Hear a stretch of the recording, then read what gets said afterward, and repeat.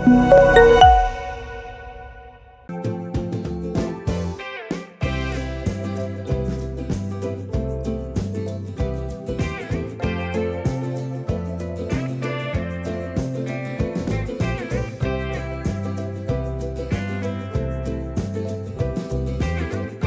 Hospitals.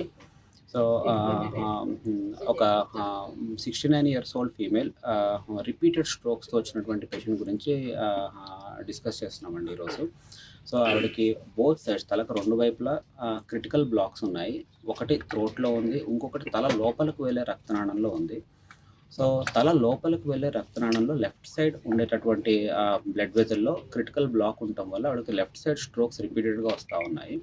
So left side తల లోపలికి వెళ్ళేటటువంటి బ్లడ్ వెజల్కి ఏదైతే స్ట్రోక్ కాజ్ చేస్తుందో ఆ బ్లడ్ వెజల్ని స్టెంటింగ్ చేశాము.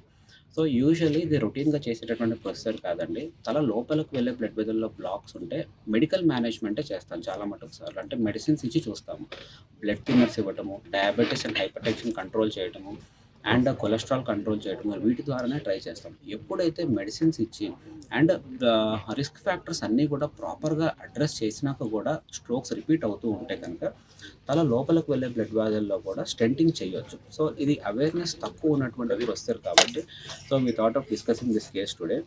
సో ఈవిడికి ఈ కేసులో ఏంటి అని అంటే అండి, రెండు వైపులా బ్లాక్స్ ఉండటం వల్ల ఆవిడకి ఓవరాల్గా తల లోపల బ్లడ్ సప్లై అనేది చాలా కాంప్రమైజ్డ్గా ఉంది. అండ్ బ్లడ్ థిన్నర్స్ వాడినాక అండ్ ఆవిడకు ఉన్నటువంటి రిస్క్ ఫ్యాక్టర్స్ అన్నీ కూడా ప్రాపర్గా అడ్రస్ కూడా చేసాము ముందరే. అవన్నీ చేసినాక కూడా రిపీటెడ్గా అటాక్స్ వస్తున్నాయి కాబట్టి తల లోపలికి వెళ్ళే బ్లడ్ వెజల్లో సక్సెస్ఫుల్గా స్టెంటింగ్ చేయగలిగాము.